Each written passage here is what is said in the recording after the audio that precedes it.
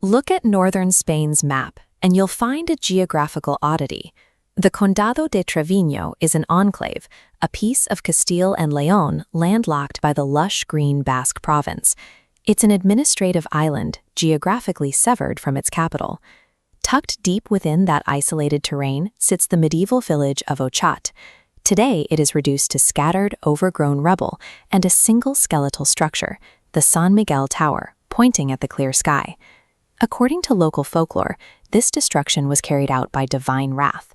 The legend claims that between 1860 and 1870, 3 highly selective plagues, smallpox, typhus, and cholera, ravaged Ochate. While neighboring villages a few kilometers away were left completely untouched, Ochate's population supposedly dropped dead in the streets until the parish priest simply stopped ringing the funeral bells. That grim origin story paved the way for decades of intense paranormal claims. By the late 20th century, visitors were reporting UFO sightings, apparitions of a grieving lady in black, and capturing electronic voice phenomena of children whispering the Basque word Kanpora, get out. These stories crowned Ochate as Spain's capital of the paranormal. But the historical record suggests a different kind of tragedy, one built by the people who turned a mundane abandonment into a national legend. Researchers looking for evidence of the infamous plagues eventually checked the dusty archives of the Diocese of Vitoria.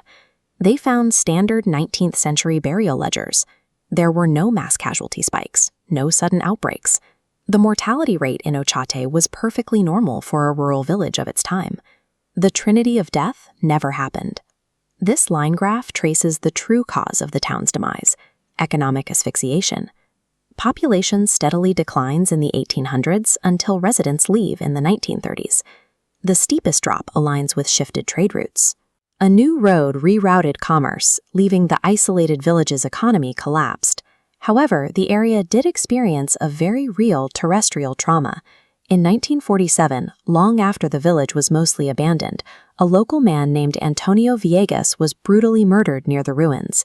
Decades before the first ghost hunters arrived, the psychological soil of the region was already fertilized with the memory of that violence. Locals warned their children to stay away from the ruins, not because of spirits, but because of crime, vagrants, and the memory of a body. The underlying fear in this place was entirely human. The leap from local tragedy to national myth happened in 1981. An amateur photographer named Prudencio Muguruza snapped a picture of a strange, luminous fog over the ruins, claiming it was a massive UFO. Spanish paranormal magazines picked up the story, triggering a nationwide media frenzy. Throngs of journalists and amateur investigators descended on the Condado de Treviño throughout the 1980s. Rushing to find the next mystery, they cobbled together fake plague legends, writing them into permanent mythology. The village became a blank slate for national anxieties. Visitors arriving with those supernatural expectations are primed for a psychological phenomenon known as pareidolia. As you walk through the dense, aggressive brambles, the brain tries to make sense of the chaotic environment. It naturally projects faces, patterns, and threats onto the jagged, broken teeth of the ruined walls. The extreme geographical isolation also acts as a sensory deprivation tank. Stripped of modern noise, visitors become hyper-aware of every sound. And the San Miguel Tower is perfectly built to manipulate those senses. Its stone archway acts as an acoustic amplifier, twisting valley winds into low-frequency, unsettling moans. People absolutely experience intense dread when they visit Ochate, but it's the result of an imposing, desolate landscape, actively manipulating human psychology and sensory perception. Unfortunately, that psychological dread has driven an industry of dark tourism that leaves physical scars. Today, the remaining walls are defaced with spray-painted pentagrams and graffiti. The ground is routinely littered with beer cans and the debris of amateur weekend seances. This constant commodification has worn away the dignity of the settlement. The ghost stories have completely overshadowed the actual heritage of the farmers, families, and children who lived out their quiet, difficult lives in those stone houses. Just a short walk from the tower, hidden in the brush, lies a much older reminder of those lives. These are medieval anthropomorphic graves, carved by hand directly into the flat bedrock. They held real people 1,000 years ago.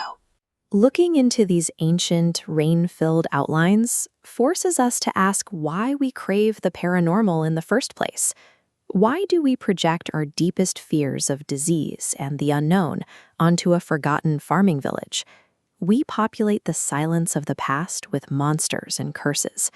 A village that stood for centuries was erased by a change in trade routes and the pull of the city.